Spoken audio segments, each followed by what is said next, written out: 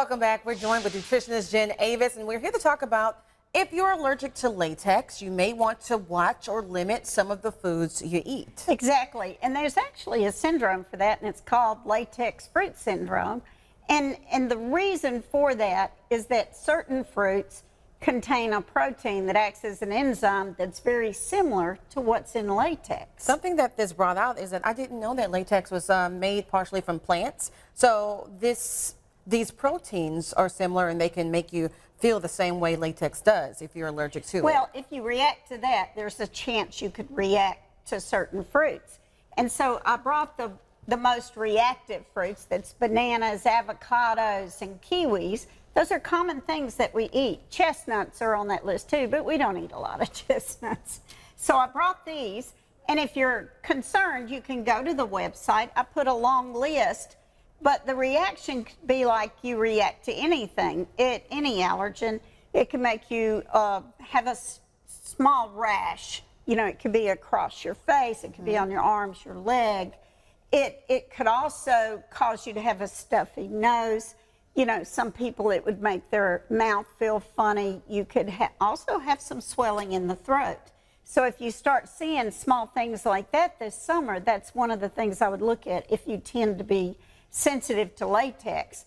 About 30 to 50% of the people that are sensitive to latex are going to have some kind of reaction, especially to these. And something that we talked about last week is that a fast could maybe help you determine if you're allergic to something. Right. It's difficult to pinpoint some of the allergies because it could be very common things that you eat on a regular basis. So you do better to go just to a basic diet and eliminate for about 2 weeks and see if you feel better, if you don't have the rash, if you don't have the sinus issues, and do that over a period of time.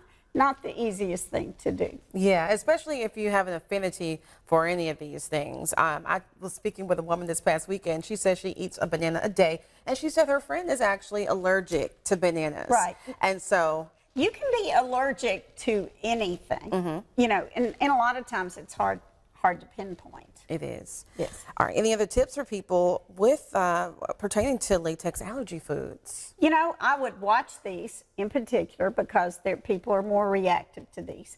And then if you have a latex allergy, I would go to our website because there's a huge list of foods. And if you find that those foods are in your diet on a regular basis, and there's some common things, even some herbs like sage, which sage is traditionally in sausage. So if you eat sausage on a regular basis, you might eliminate that for a period of time. And like you said, with that said, it is hard to pinpoint. Yes. Now, we do have a little bit more time to kind of talk about a few of the others that you listed. Strawberries. And strawberries are the kind of fruit that a lot of children might have an allergy to, and they usually get that little rash, across their face. Pumpkin, shellfish, soybeans. Soybean products are in a lot of things. You also find it in mango. Okay.